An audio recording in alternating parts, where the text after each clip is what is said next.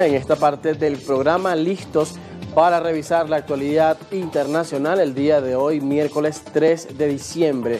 Vamos a saludar también a quienes nos ven desde diferentes lugares del mundo a través de Globovisión en vivo en YouTube. Y nosotros comenzamos este recorrido en Honduras para presentarles lo que está pasando tras las elecciones generales celebradas el pasado domingo. Les contamos que el presentador de televisión Salvador Nasrallah tomó una leve ventaja sobre el empresario Nasri Asfura, candidato apoyado por el presidente de Estados Unidos Donald Trump, al reanudarse este martes el conteo de votos de las elecciones presidenciales bajo amenazas del mandatario estadounidense.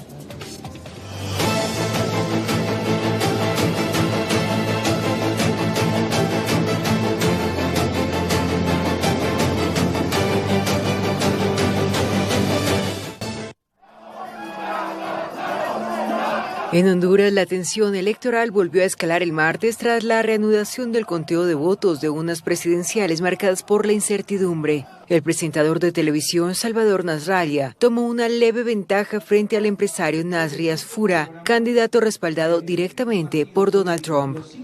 Con el 69% de las actas escrutadas, Nasrallah sumó 40,16% frente al 39,7% de Asfura. A pesar de todos los inconvenientes, a pesar de todo lo que han hecho para enturbiar el proceso, nombrando al mismo que nos robó las elecciones del 2017 como representante del partido de Juan Orlando Hernández, a pesar de todo eso, tenemos una ventaja en este momento de 2.382. Asfura compite por la presidencia por segunda ocasión, tras su derrota en 2021 frente a Xiomara Castro, mientras que Nasrallah lo hace por tercera vez en un proceso marcado por presiones externas. En medio del ambiente tenso, Trump advirtió sobre consecuencias graves si alguien cambiaba los resultados. El Consejo Nacional Electoral justificó la paralización del escrutinio, alegando problemas técnicos y prometió ofrecer resultados definitivos y legítimos. Pero la tensión aumentó cuando Estados Unidos anunció el indulto del expresidente Juan Orlando Hernández, condenado a 45 años por narcotráfico. La decisión sorprendió incluso dentro de Honduras, generando reacciones inmediatas. Hoy el mundo entero se da cuenta que así como lo hicieron con el presidente Donald Trump, el mismo Distrito Sur, el mismo fiscal, se encargó de crear un caso político. Aquí no se buscaba justicia, se buscaba desde un acuerdo político. El indulto desató críticas y alimentó aún más la polarización en un país donde el 60% de la población vive en pobreza. En este contexto, los comicios generales representaron además un revés para la izquierda. Su candidata, la abogada de 60 años Rixi Moncada, del Partido Libre, quedó más de 20 puntos por detrás de los dos aspirantes punteros.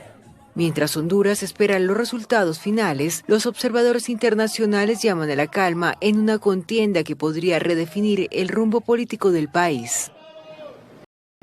Allí tienen el balance de las elecciones, pero vamos a profundizar más sobre el expresidente hondureño Juan Orlando Hernández, condenado en Estados Unidos a 45 años de prisión por narcotráfico. Y como lo veían en la nota, salió en libertad tras recibir un indulto del presidente Donald Trump. Su esposa anunció que ya fue trasladado a un lugar seguro.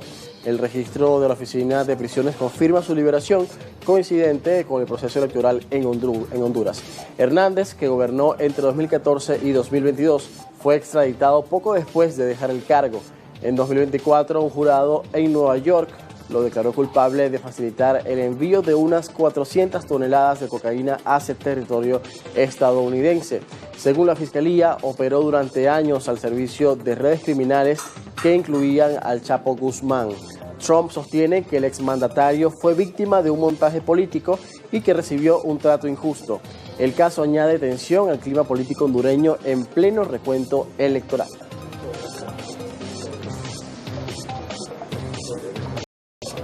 Cambiamos de tema. La Fiscalía colombiana pidió este martes enviar a prisión a Nicolás Petro Burgos, hijo del presidente Gustavo Petro, por presuntos actos de corrupción durante su etapa como diputado. Esta acusación incluye direccionamientos de contratos y apropiación de unos $29.000.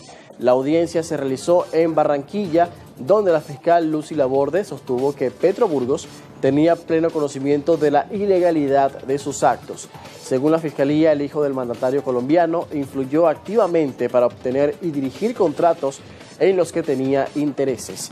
Petro Burgos enfrenta varios cargos, incluidos interés indebido en contratos, falsedad en documento público, tráfico de influencias y peculado por apropiación. El juez debe decidir si acoge la solicitud de medida privativa de libertad. El caso ha generado gran atención mediática por la vinculación familiar con el presidente y por coincidir con otro proceso penal contra Petro Burgos por lavado de activos y presunto enriquecimiento ilícito relacionado con ingresos de la campaña presidencial de 2022. Las autoridades mantienen abierta la investigación mientras se espera la decisión judicial. Y vamos ahora a hablar del conflicto en Europa del Este porque Rusia declaró este martes que no se alcanzó ningún compromiso sobre la cuestión clave del territorio de Ucrania durante el encuentro entre el presidente ruso Vladimir Putin y el emisario de Estados Unidos Steve Witkoff, pero consideró que la reunión fue útil. Una reunión de casi 5 horas entre el presidente ruso Vladimir Putin y el enviado estadounidense Steve Witkoff en Moscú dejó claro que, pese a los avances, persisten profundas diferencias sobre el futuro territorial de Ucrania. El Kremlin confirmó el lunes que no se alcanzó ningún compromiso, aunque calificó el encuentro como útil y constructivo. Hasta ahora no hemos encontrado un compromiso, pero algunas soluciones estadounidenses parecen más o menos aceptables y podemos discutirlas. Witkoff y el yerno de Donald Trump, Jared Kushner, discutieron en la capital rusa la propuesta estadounidense para poner fin al conflicto más sangriento en Europa desde la Segunda Guerra Mundial, un plan revisado en coordinación con Kiev. La reunión ocurre en un momento crítico, mientras Ucrania enfrenta escándalos internos y una nueva ola de ataques rusos con drones y misiles. Durante una visita a Irlanda, el presidente Volodymyr Zelensky insistió en que cualquier solución debe respetar la integridad de su país. La presión sobre Rusia debe mantenerse para que Rusia no crea que será recompensada con tierras ucranianas robadas o con miles de niños ucranianos secuestrados. Kiev considera que ninguna decisión puede tomarse sin su participación. Aún así, Estados Unidos y Rusia podrían reunirse nuevamente con una delegación ucraniana este miércoles, posiblemente en Bruselas. Mientras tanto, Europa teme quedar al margen y que Washington y Moscú pacten concesiones que afecten su seguridad o fuercen a Ucrania a hacer concesiones injustas. En el terreno, las fuerzas rusas lograron en noviembre su mayor avance en el frente ucraniano en un año, según el análisis de la AFP de datos del Instituto Estadounidense para el Estudio que trabaja con el Critical Threats Project. También en noviembre, Rusia lanzó más misiles y drones en sus ataques nocturnos contra Ucrania que el mes anterior, con un total de 5.660 misiles y drones de largo alcance. Y justo antes de la reunión con el enviado especial de Estados Unidos, el presidente ruso Vladimir Putin aseguró que Moscú no busca un conflicto con Europa, pero advirtió que si los europeos deciden iniciarlo, Rusia está preparada. Esto fue lo que dijo Putin. No tenemos intención de ir a la Europa, lo he dicho un centenar de veces. Pero si Europa quiere y empieza, estamos listos. No puede haber dudas sobre eso. La única pregunta es ¿qué exactamente? Si Europa de repente inicia una guerra, nosotros creo que todo terminará rápidamente. Esto no es Ucrania. Con Ucrania estamos actuando de manera quirúrgica, con cuidado y precisión. Sus declaraciones se produjeron en medio de los esfuerzos diplomáticos para frenar la guerra. El presidente ruso acusó a los países europeos de obstaculizar las iniciativas de Estados Unidos para alcanzar un acuerdo. Afirmó que deben abandonar la ilusión de una derrota estratégica para Rusia y asumir la realidad del conflicto. Según él, Europa se ha quedado fuera de las conversaciones por decisión propia. El mandatario también dijo que los gobiernos europeos no presentan propuestas reales de paz.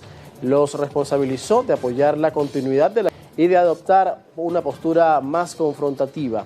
Putin insistió en que Rusia seguirá abierta al diálogo siempre que sus condiciones sean tomadas en cuenta.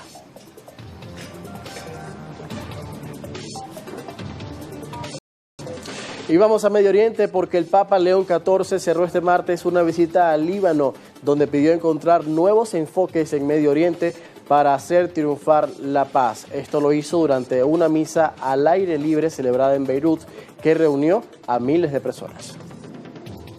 El Vaticano estimó que unas 150.000 personas participaron el martes del servicio religioso, llevado a cabo cerca del lugar de Beirut, que devastó la capital en 2020. El pontífice pidió encontrar nuevos enfoques en Medio Oriente para hacer triunfar la paz. Medio Oriente necesita nuevos enfoques para rechazar la mentalidad de venganza y de violencia, para superar las divisiones políticas, sociales y religiosas y abrir nuevos capítulos en nombre de la reconciliación y la paz. El Papa estadounidense peruano llegó el domingo desde Turquía en su primer viaje al extranjero como líder de la Iglesia Católica, con un mensaje de esperanza para los jóvenes libaneses, cuya fe se ha visto a prueba por los desafíos que enfrenta el país. Asolado por un colapso económico, Líbano aún se está recuperando del movimiento islamista Hezbollah e Israel del año pasado, que muchos temen que se reanude. Y un hombre que estaba condenado por rato fue ejecutado en público este martes en Afganistán. Con él ya son 12 los ajusticiados de esa manera desde el regreso de los talibanes al poder en 2021. Las autoridades locales habían animado a la población a participar en el evento, aunque prohibieron cámaras y teléfonos celulares para impedir la difusión de imágenes. Hemos venido aquí para presenciar la aplicación de la ley islámica a un hombre cruel. Si se aplica correctamente, podría resultar positivo para la sociedad. En el futuro, nadie se atreverá a matar a nadie. Apreciamos las acciones del Emirato Islámico y pedimos que continúen con ellas en el futuro para evitar tal crueldad. La oficina de prensa provincial precisó que el condenado había estado implicado en un incidente ocurrido en enero, en el que murieron 10 personas de la misma familia. Y agregó que otras 2 personas deben ser ajusticiadas como parte del mismo caso, aunque su ejecución ha sido postergada. Hoy ha sido un espectáculo agradable para nosotros desde el punto de vista de la Sharia. Todos los musulmanes han sentido una sensación de seguridad al verlo, para que no se produzcan más injusticias y nadie vuelva a actuar por su cuenta.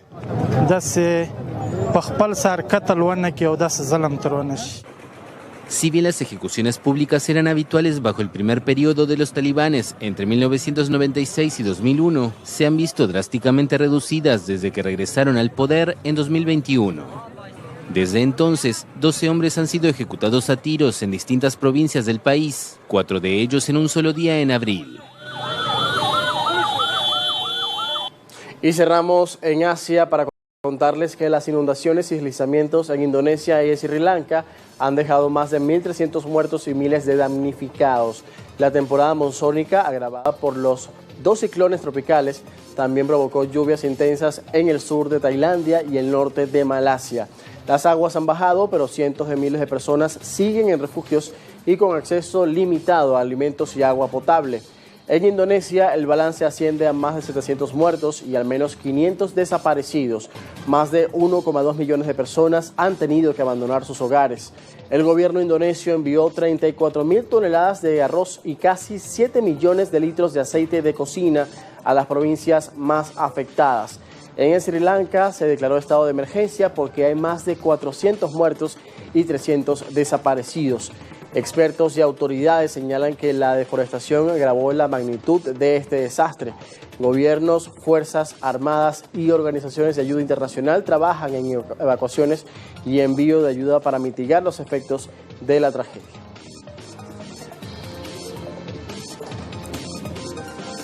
Bueno, amigos, y con esta información tan lamentable cerramos la actualidad internacional este miércoles en Primera Página. Al regreso